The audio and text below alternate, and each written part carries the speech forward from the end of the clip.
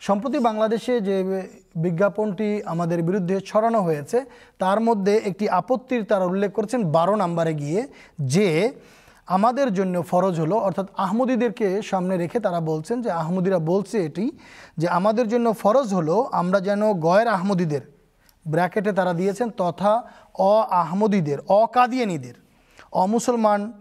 মুসলমান মনে না করি, তাদের পেছনে নামাজ না পড়ি, কেননা তারা আমাদের দৃষ্টিতে খোদা তাআলার একজন নবীকে অস্বীকারী। এই যে কথাটি তারা লিফলেটে লিখে সাধারণ মানুষকে বিভ্রান্ত করার একটা অপচেষ্টা করছে বা একটা উদ্যোগ নিয়েছে, আমরা মাওলানা আব্দুল ওয়াহাব সাহেবের কাছ থেকে শুনতে চাইব যে এই আপত্তির যথার্থতা কী বা এর খণ্ডন কী।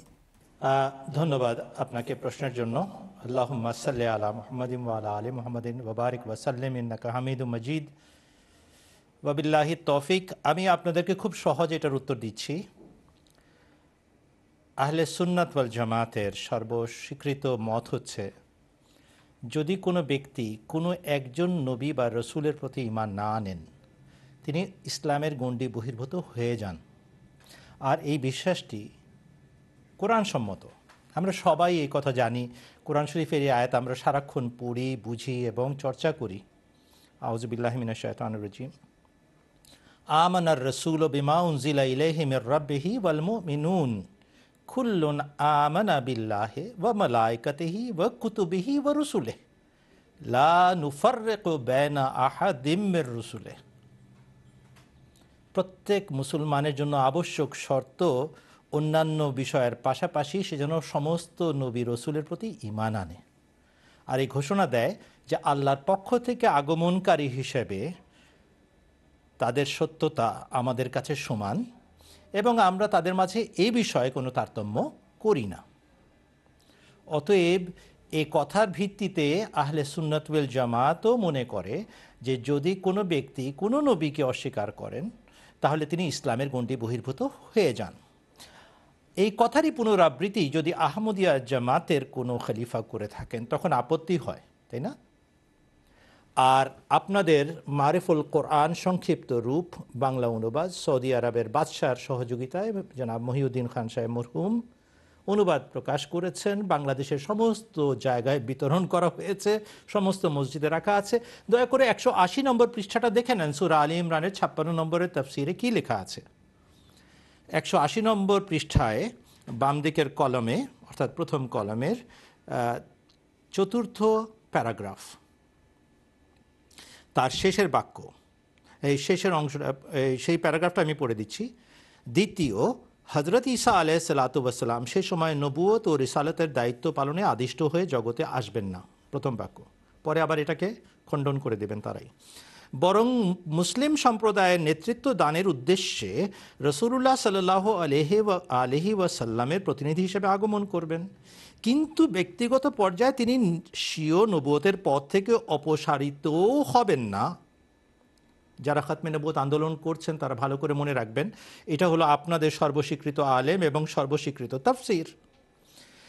হযরত ঈসা আলাইহিস সালাম তার দ্বিতীয় আগমনের ক্ষেত্রে এবং বেলায় স্বীয় নবুয়তের পথ থেকে অপসারিতও হবেন না। যিনি নিজের পথ থেকে অপসারিত নন তাকে কি বলবেন? আগে যা বলতেন তাই বলবেন। তখন তিনি হবেন প্রাদেশিক শাসকের মতো, যিনি নিজ প্রদেশের শাসক পদে অধিষ্ঠিত থেকেও প্রয়োজন বশত অন্য প্রদেশে চলে যান। তিনি এ প্রদেশের শাসক হিসাবে না এলেও নিজ প্রদেশের শাসক পদ থেকে অপসারিতও নন। মোট কথা হলো, হযরত ঈসা আলাইহিস সালাম তখনও নবুয়ত ও রিসালাতের গুণে গুণান্বিত হবেন। আবার ইয়েস, তাকে অস্বীকার করা পূর্বে যেরূপ কুফরি ছিল তখনও কুফরি হবে। এমতাবস্থায় মুসলিম সম্প্রদায়ে যারা কোরআনের নির্দেশের ভিত্তিতে পূর্ব থেকে তার প্রতি বিশ্বাসী, যদিও অবতরণের সময় তাকে চিনতে না পারে, তবে অবিশ্বাসে, বাংলা অনুবাদ করেছেন, তবে কুফরিতে লিপ্ত হয়ে পড়বে।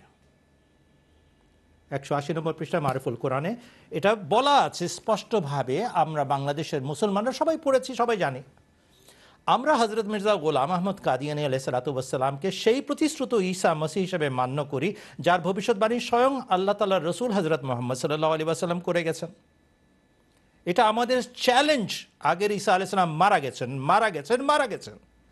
অতএব যখন ঈসা আলাইহিস সালামের দ্বিতীয় আগমনের ভবিষ্যৎবাণী করা হয়, বলা হয়, শোনানো হয়, এর একটাই অর্থ, তার রঙে রঙিন, তার গুণে গুণান্বিত, তার মতো যুগে তার মতো দায়িত্ব পালনের জন্য যিনি আসবেন তাকে ঈসা ইবনে মারিয়াম উপাধি দান করা হয়েছে।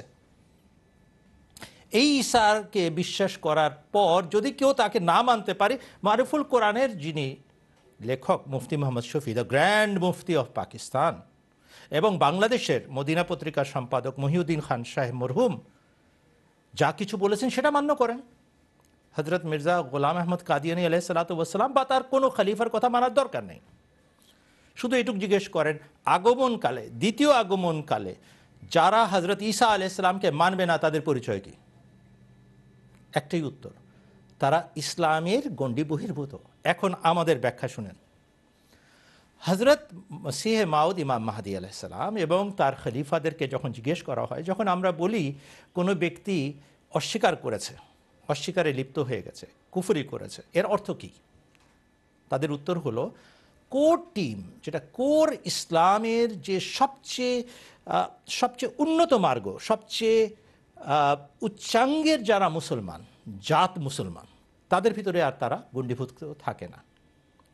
আমি যদি আপনাকে বলি যে আবার তুমি মানুষ হও, এই মুহূর্তে কি আপনি মানুষ না? হ্যাঁ, আমার দৃষ্টিতে আপনি মানুষ হওয়া সত্ত্বেও উচ্চাঙ্গের মানুষ না, আপনার মধ্যে মানবিকতা নেই, আপনার মধ্যে মানবিকতার অনেক গুণ অনুপস্থিত। এই কারণে আমি বলছি আবার তুমি মানুষ হও। আবার যদি এই কথা বলা হয়, যে ব্যক্তি ঢাকা শহরে ড্রাইভিং করতে জানে না সে কোনো ড্রাইভারই না। এর মানে কি, যারা ইউরোপে খোলামেলা পরিবেশে ড্রাইভ করে তারা ড্রাইভার না? হ্যাঁ, ড্রাইভার, কিন্তু ঢাকার মতো জাত ড্রাইভার না। এইখানে যে পারদর্শী সে সমস্ত পৃথিবীতে গাড়ি ড্রাইভ করতে পারবে। কেন? এক এক সেন্টিমিটার, এক এক মিলিমিটার ফাঁকে গাড়ি পার করতে হয়। তাহলে কি আমি ড্রাইভার অস্বীকার করলাম অন্যদেরকে? না, জাত ড্রাইভার বলতে আমি যা বুঝাই সেটার ভিতরে তারা পড়ে না। ঠিক এই অর্থেই যে ব্যক্তি নামাজ ইচ্ছাকৃতভাবে বাদ দেয়, মান তারাকা সলাতা মুতাআম্মিদান ফাকাদ কাফারা, হুজুর সাল্লাল্লাহু আলাইহি ওয়াসাল্লাম এই অর্থেই কুফরি বলেছেন। সেই ব্যক্তিকে কাফের বলেছেন যে ব্যক্তি ইচ্ছাকৃতভাবে নামাজ বাদ দেয়, কিন্তু তার নিকাহ ফাসাখ হয় না, তার নিকাহ বাতিল হয় না, তার জানাজা পড়াতে কেউ অস্বীকৃতি জানায় না, তার উপরে শরীয়তের বিধান অনুযায়ী উত্তরাধিকারীর সূত্রে উত্তরাধিকারের যে শিক্ষা সেটা প্রযোজ্য হতে কোনো বাধা দেওয়া হয় না। অথচ হুজুর সাল্লাল্লাহু আলাইহি ওয়াসাল্লাম তার বিষয়ে কুফরি ফতোয়া দিয়ে রেখেছেন। কি ধরনের কুফরি? ইসলামের মূল গণ্ডি থেকে, একদম কোর টিম থেকে সে বাইরে বহিষ্কৃত হয়ে যায় এবং ইসলামের গণ্ডির একেবারে শেষ পর্যায়ে চলে যায়, অর্থাৎ নামে মুসলমান কিন্তু কাজের মুসলমান না।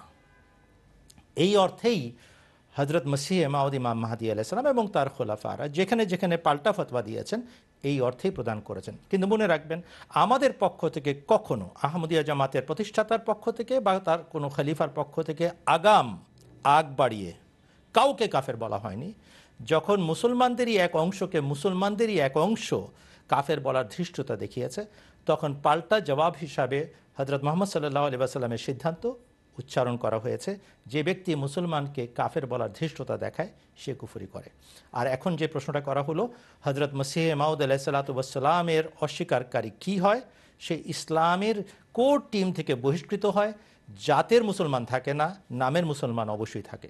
ধন্যবাদ।